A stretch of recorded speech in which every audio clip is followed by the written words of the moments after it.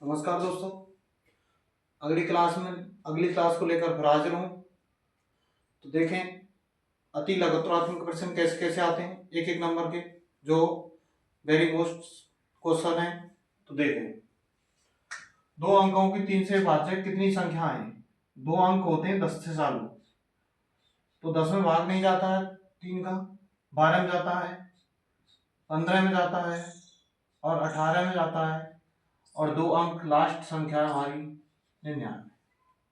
तो इसमें ए का मान है हमारे पास 12, बी का मान है 15 में से 12 घटाना है तो 3, ए एन का मान है हमारे पास 99।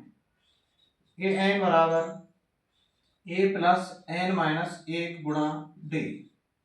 तो इसमें मान रखते हैं 12 प्लस एन का मान इतनी है नहीं हमारे पास, और डी का मान है 3, और ए एन का मान दिया हुआ है हमारे पास 99।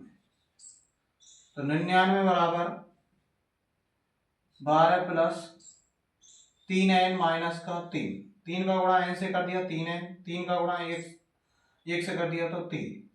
अब देखो ये माइनस में और ये प्लस में, तो 99 बराबर 12 में से 3 गया तो 9 बचा, प्लस का 3n, इधर 9 प्लस में इधर गया तो माइनस में, 99 माइनस 9 बराबर को 3n, तो ये बचा 90, 3n, ये गुणा में तो इधर भाग में जाएगा, 90 में भाग देना है 3 का, तो n बराबर हमारे पास आया है 30।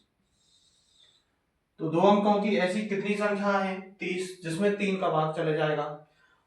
और आगे अगला सवाल है, निम्न आकृति में x का मान ज्ञात कीजिए। तो x का मान है, तो इसमें दिया हुआ है DE समांतर किसके, BC के, DE समांतर BC के। तो आधारभूत समानुपातिक प्रमेय चलती है इसमें, AD बट्टे BD बराबर AE बट्टे EC। तो देखें 5 बट्टे 2.5 बराबर 4 बट्टे x, बस गुणा कर दिया, 4 का गुणा करेंगे यहाँ 5 का गुणा x से करेंगे तो 5x, 2.5 का गुणा 4 से करेंगे तो 10, इधर गुणा में तो इधर भाग में जाएगा, तो 10 में भाग देना है हमें 5 का, तो x बराबर आ गया हमारे पास 2। x का मान कितना आ गया 2। तो निम्न आकृति में x का मान ज्ञात करना था, x का मान 2 आया है। अगला सवाल देखें, 6 प्लस x 5 प्लस वाई हुआ 8 माइनस को x 7 माइनस के y के मध्य बिंदु ज्ञात कीजिए। तो मध्य बिंदु का सूत्र होता है x बराबर x1 प्लस x2 बट्टे 2, इधर y का निकालते हैं y1 प्लस y2 बट्टे 2। तो ये हमारा x1 है और ये y1 है, ये x2 है और ये y2 है। तो इसमें निकालेंगे x का मान, तो 6 प्लस का x प्लस 8 माइनस का x बट्टे 2, x1 रख लिया, x1 का मान है 6 प्लस का x, x2 का मान है हमारे पास 8 माइनस का x, तो x से x कट गया, ये प्लस का ये माइनस का है, 6 प्लस का 8 करेंगे तो ये हुआ 14, 14 में 2 का भाग दिया तो यह हमारे पास आया 7।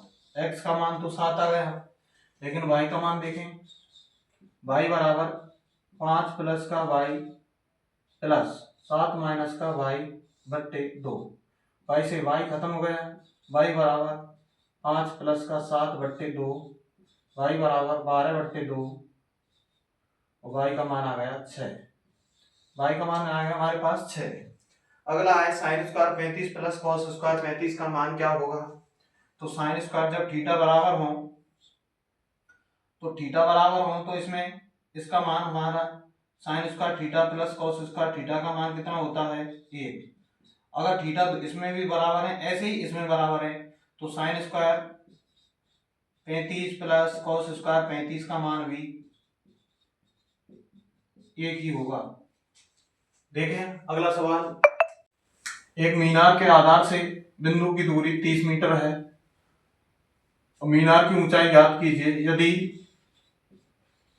उन्नयन कोण 30 डिग्री का है। तो देखें ये कोई मीनार है, इसका आधार और ये बिंदु की दूरी दे रखी हमको 30 और थीटा का मान भी हमारे पास 30 है। ऊंचाई निकालनी है दीवार की ए बी और सी। इसमें ए बी का मान है हमारे पास एच, बी सी का मान है हमारे पास 30 डिग्री और थीटा का मान 30 सेंटीमीटर। थीटा का मान है हमारे पास 30। ये लंब है हमारा, ये आधार है। tan थीटा बराबर लंब बट्टे आधार। तो देखें लंब बट्टे आधार tan का कितना मान दिया हुआ है हमारे पास 30, लंब कितना है h बट्टे 30। tan 30 का मान होता है अंडर रूट 1/√3 h बट्टे 30। बस गुणा कर देंगे √3 h बराबर का 30, h बराबर 30 बट्टे √3। इसका परमेयीकरण कर देंगे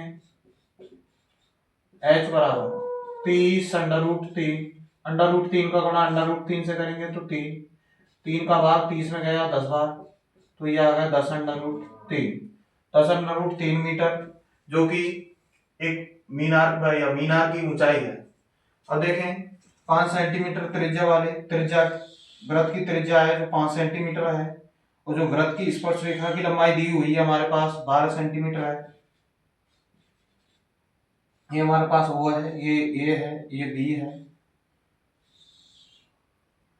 और वृत्त की स्पर्श रेखा वृत्त की त्रिज्या पर 90 डिग्री के कोण का निर्माण करती है। तो ये हमारा लंब है और ये आधार है और ये कर्ण है। तो कर्ण निकालना हमें, ये इसका मान लिया x, तो कर्ण स्क्वायर बराबर होता है लंब स्क्वायर प्लस का आधार स्क्वायर प्लस का आधार स्क्वायर। कर्ण मान लिया x बराबर लंब है हमारे पास 12, आधार है 5,